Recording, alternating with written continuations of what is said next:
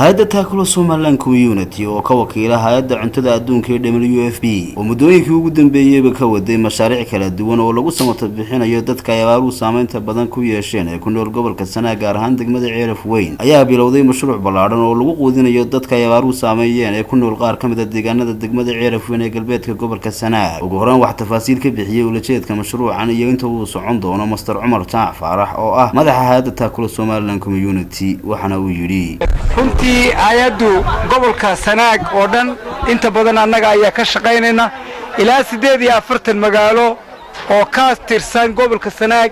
ayaanu cunto qaybin u wadnaa annagoo ka wada shaqaynayna hay'adda cuntada adduunka ee WFP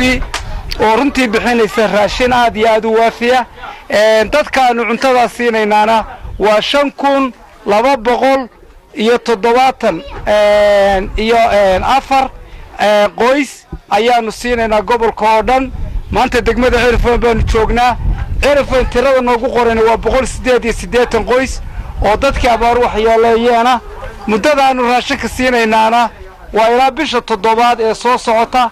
ilaahay mahadi waa xilligan usleena abaaraha waa laga baxayaa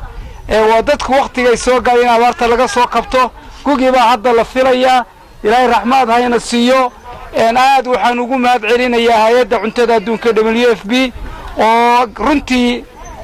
deeqda tan iyo raashinkanba bixisay raashinka kan waxa weeye bilba lagu tagalay qoyskii wuxuu helayaa bishii $130 iyo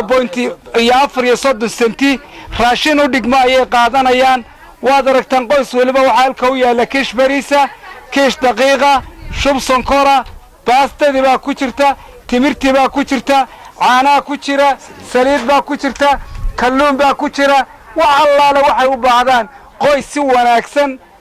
ayay ugu filan tahay waa ilaahay mahadi aad baan ugu mahad celinaynaa hay'adda cuntada adduunka WFP oo taageeradan mugga qiimaha leh wax ka geysatay waxaan kaloo mahad u celinaynaa xukuumadda Somaliland oo iyada lafteedu hadaanay hadlin oo dadka wadnaana waxaan inoo yimaadeen gaar ahaan qaybta hay'adda cuntada ee faako la yiraahdo oo aanu kala shaqayno oo dawladda u qaabilsan WFP